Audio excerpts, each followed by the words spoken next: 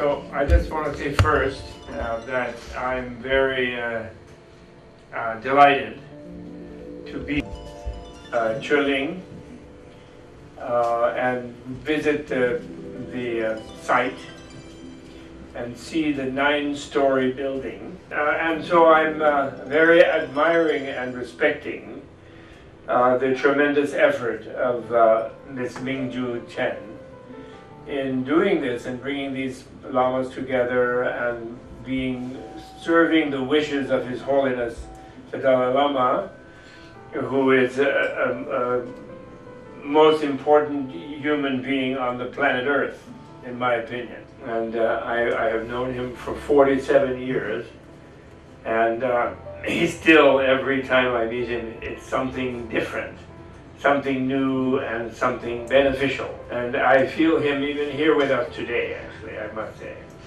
It's amazing that this came together by kind of magic. And then I was looking at his letter about the Lapsum Chuling, and two things in the letter struck me very much. He says, first this part where he says, Didaktu Junjur Ped Nalandave Churgu, Jimamebe Nangten Lobnir Kang Sarzuk.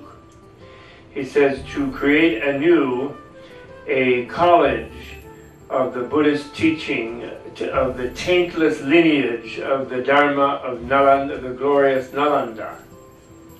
That's the first thing. And then below that he says, in the next paragraph, he says, for those of the Chinese people who are seeking the speech of the Buddha and of the Buddhist masters and adepts, wise persons, written by them, the teachings of Madhyamaka, Prajnaparamita, Vinaya, Abhidharma, and Pramana.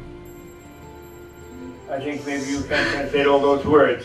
Well, these are the philosophy and the Bodhisattva ethics and the monastic discipline and the analytic psychology and the philosophical logic. Yes, in other words, the curriculum of the college. And that this will form the basis of the study of the college. And those 5 texts represent the curriculum of Nalanda and also of the great Tibetan monasteries like Drebung, Loseling, and Goman Atar. And yet, and they are the main works of the Tenjur. These five subjects are the main works of the Tenjur. Okay, did you get? And so, in the Tenjur, though, in Chinese language, only 7% of these works are translated into Chinese now, from ancient time. Only 7%. 93% remain to be translated of these foundational works. 5-10 years to maybe, if it takes you 3-4 years to build the Lapsum Chuling, within that time, so in other words, there may be 10-15 books that would be the basis of the curriculum that could be put in a very strong Chinese. And in the next 5 years, I think we should be able to get a great deal of that done. In the meantime, the digitization process will be continuing. And not only that, but there's several different people are making these big databases. And you helped our man, Paul Hackett, with the database. And these databases will make it possible to compare all the translations in all the languages that have been done of some of these important books. And so by the time you finish building the buildings here, we should be able to develop the curricular materials. And that should fit, a limited project, that will be focused towards opening that school.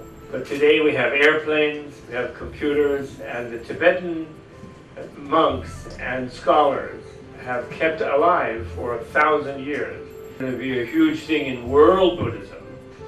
It's not only on the religious level, but is also on the level of knowledge, of science, of wisdom, of knowledge of the human mind. And this is what this work that you are doing and Gisela is doing and Bill McGee is doing, and we will be